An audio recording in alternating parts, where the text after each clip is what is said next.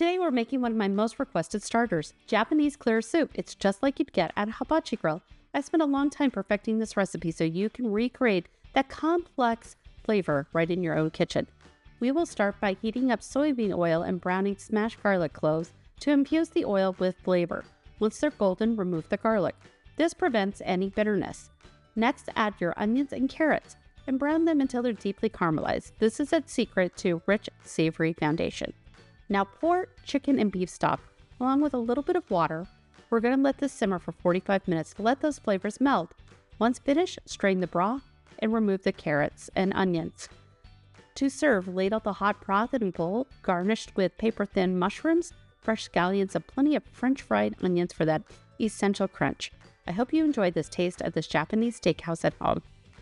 And find more recipes here on CopyKat.com.